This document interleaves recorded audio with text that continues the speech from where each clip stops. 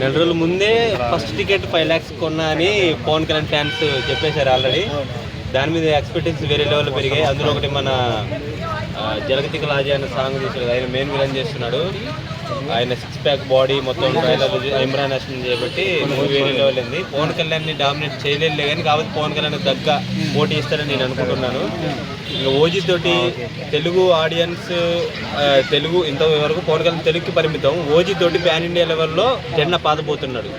Bro మొన్నటి వరకు హరిహర వీరమల్ల మీద కూడా చాలా హై ఎక్స్పెక్టేషన్స్ ఉండే, బట్ దాన్ని చిన్న చిన్న కారణాల వల్ల తొక్కేశారు. మరి ఈ సినిమా ఎట్లా అవుతుంది అనుకుంటున్నారు?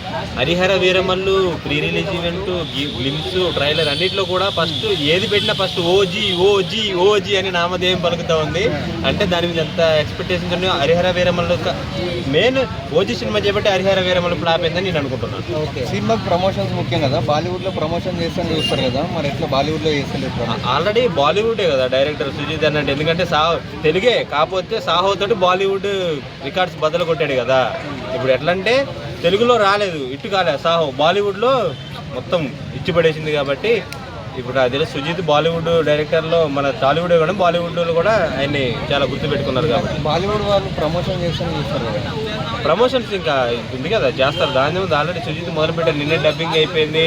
ఆయన అట్టగా మామూలు లేదు లుక్. పవన్ కళ్యాణ్ లుక్ ఊటీలో బ్లాక్ స్పెట్స్ పెట్టుకొని 25 లాగే ఉన్నారు పవన్ కళ్యాణ్. వాళ్ళ అన్నగారు మెగాస్టార్ జిమ్లో చేసే సీన్స్ చూస్తూ ఉంటే పవన్ కళ్యాణ్ ఇంకా చాలా చిన్నగా పడుతున్నాడు. అంటే మెగా ఫ్యామిలీ వాళ్ళు పుట్టింది సినిమా కోసం. కలెక్షన్స్ ఎన్ని వస్తాయి అనుకుంటున్నారు? కలెక్షన్స్ ఇంకా చెప్పాలంటే 300 crores అయితే దాటిద్దని నేను అనుకుంటున్నాను. OG first day first day దాటిద్దే. First day